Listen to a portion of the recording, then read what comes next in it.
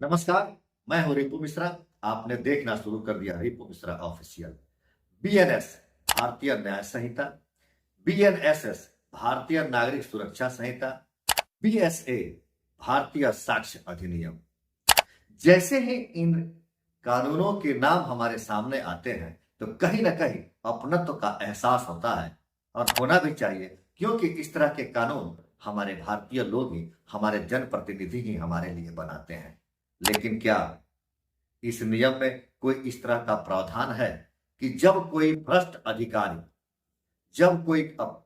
अधिकारी अपनी काली कमाई से आय से अधिक संपत्ति अर्जित करता है और पकड़ा जाता है तो उसे तत्काल प्रभाव से गिरफ्तार किया जाए। सवाल यह भी है कि जब इस देश या इस देश के किसी राज्य का कोई भ्रष्ट अधिकारी जब आय से अधिक संपत्ति के मामले में पकड़ा जाता है, क्यों नहीं उसे तत्काल प्रभाव से गिरफ्तार करके जेल भेजा जाता है? तो इसका सीधा जवाब ऐसे मिलेगा कि जो अधिकारी इस तरह के भ्रष्ट कार्यों में संलिप्त है और भ्रष्टाचार करता है, आय से अधिक संपत्ति अर्जित करता है, काला धन अर्जित करता है, वैसे अधिकारियों का संबंध देश और राज्य के बड़े बड़े नेताओं और मंत्रियों से होते हैं। कहीं ना कहीं उसके द्वारा इस काली कमाई का एक हिस्सा उन मंत्रियों और नेताओं के घर भी जाता है, चाहे वह उनके चुनाव के खर्च में जाते हो, चाहे वह उनके घर के किसी लड़का लड़की के शादी संबंध में खर्च किए जाते हो, या उनके किसी कार्य परियोजना में खर्च किए जाते हो। इन भ्रष्ट अधिकारियों का संरक्षण उन नेताओं के माध्यम से होता है, और कहीं न कहीं नेता उनको प्रश्रय देते हैं, जिससे ये भ्रष्ट अधिकारी निधड़क बेहिचक इस तरह के काली करतूत करने पर उतारू हो जाते हैं, और कोई डर भय नहीं रहता है। बिना डर भय का इस तरह से वह भ्रष्टाचार किए जाते हैं। आज यह बात इसलिए हो रही है क्योंकि बिहार पश्चिम चंपारण के जिला शिक्षा अधिकारी रजनीकांत परवीन के घर छापा पड़ा, और उस छापा के दौरान करोड़ों की संपत्ति उनके घर से बरामद हुई है। रिपोर्ट के अनुसार कई तरह के रिपोर्ट बताए जा रहे हैं। कोई कह रहा है कि 3.25 करोड़, कोई कह रहा है 1,87,00,000, तो कभी कहा जा रहा है कि 1,27,00,000 की संपत्ति बरामद की गई है। लेकिन सवाल इतना ही नहीं है।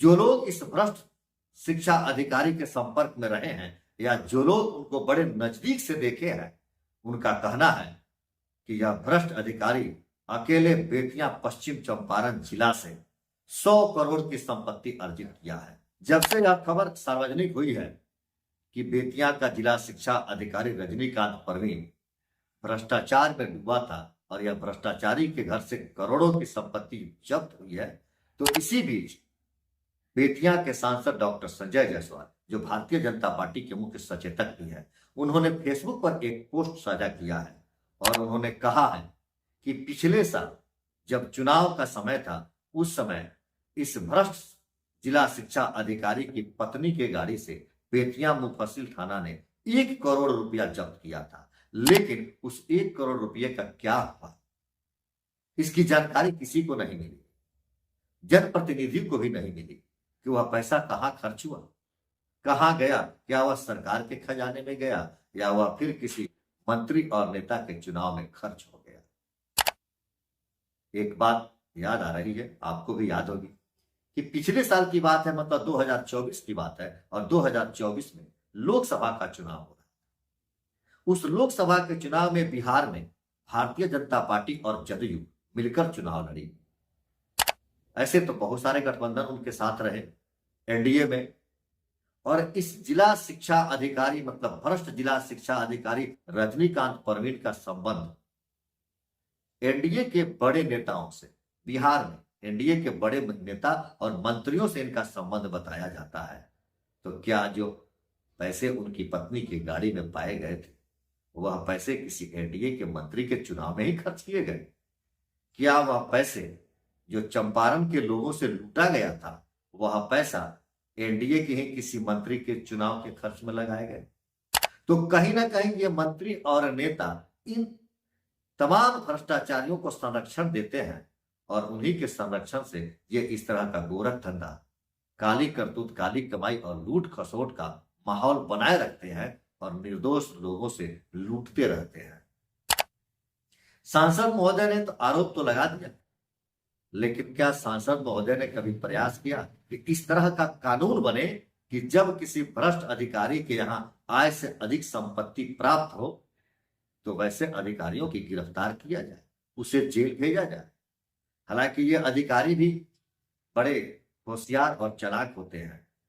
जो बेतिया के जिला शिक्षा अधिकारी रजनीकांत परवीन थे, जब वो चंपारण में बेतिया में यह भ्रष्टाचार फैला रहे थे, काली कमाई कर रहे थे, तो उन्होंने यहां पर एक ट्रस्ट भी बनाया है। अपनी सारी काली कमाई को, मतलब ब्लैक मनी को व्हाइट मनी बदलने में, काली कमाई को सही कमाई साबित करने के लिए उन्होंने एक ट्रस्ट बनाया है। सूत्रों के हवाले से मालूम चला है कि राधा रमन नामक ट्रस्ट का इन्होंने यहां निर्माण किया है और उस ट्रस्ट में अपने अधीनस्थ कर्मचारियों को भी सदस्य रखा है। जो उन अधिकारियों की इच्छा नहीं थी, लेकिन बड़े साहब के डर से, दबाव से वे लोग भी इस ट्रस्ट के सदस्य बने हैं और ट्रस्ट में भागीदार हैं। इन लोगों ने तो अपने बचने का उपाय ढूंढ ही लिया है कि हमें कैसे इन सभी पैसों को गबन कर लेना है और अपने को बचा लेना है। लेकिन सवाल सबसे बड़ा यही है कि क्या देश इस तरह का कानून बनाएगा कि ऐसे भ्रष्ट अधिकारियों के यहां जब आय से अधिक संपत्ति पकड़ी जाए तो उन्हें सस्पेंड नहीं किया जाए, डिसमिस किया जाए या उन्हें जेल के अंदर भेजा जाए। जब से रजनीकांत परवीन पकड़े गए हैं, उनके घर से यह संपत्ति पकड़ी गई है, उसके बाद से चंपारण के तमाम लोग अब खुलकर कहने लगे हैं और लोग बताने लगे हैं कि किस किस तरह से वह अपनी काली कमाई करते थे, कहां कहां उन्होंने अपना एजेंट बहाल कर रखा था और कैसे कैसे शिक्षकों पर दबाव बनाकर वह इस तरह से पैसों की उगाही करते थे। उन्होंने एक और तरीका अपनाया था, प्राइमरी विद्यालय, मध्य विद्यालय और उच्च विद्यालय के शिक्षकों पर शो कॉज करना, और शो कॉज से उनका जवाब जो आता था, उस जवाब पर संतोषजनक अपना जवाब देने के लिए, मतलब संतुष्ट होने के लिए, इन्होंने एक रकम फिक्स कर दी थी कि अगर प्राइमरी विद्यालय के किसी शिक्षक पर शो कॉज होगा तो वह शिक्षक अगर 10,000 से 15,000 रुपया देगा तो उसका जवाब संतोषजनक माना जाएगा। मध्य विद्यालय का शिक्षक 20,000 से 25,000 रुपया देगा तब उसका जवाब संतोषजनक माना जाएगा, और उच्च विद्यालय में 40,000 रुपये तक लिए जाते थे उनकी रिपोर्ट को संतोषजनक कहने के लिए।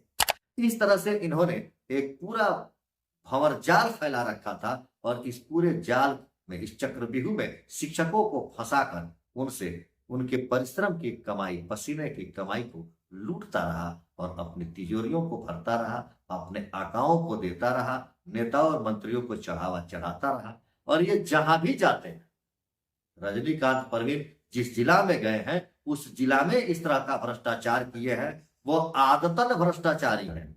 वो जब से ज्वाइन किए हैं, जब से अधिकारी बने हैं, तब से ही इस तरह का भ्रष्टाचार फैलाए हुए हैं, लेकिन आज तक उनके ऊपर अंकुश नहीं लगा। तो जब तक ऐसे नेताओं का प्रश्रय ऐसे अधिकारियों को मिलता रहेगा, यह अपना यह लूट का धंधा चलाते ही रहेंगे। वैसे आपको क्या कहना है इस खबर पर? क्या ऐसे अधिकारियों पर अंकुश लगाने के लिए कठोर कानून बनना चाहिए या मंत्रियों और नेताओं के संरक्षण से यह लूट मचाते रहें? आप अपना विचार कमेंट करके जरूर बताएं। देखते रहें विपु मिश्रा ऑफिशियल। धन्यवाद।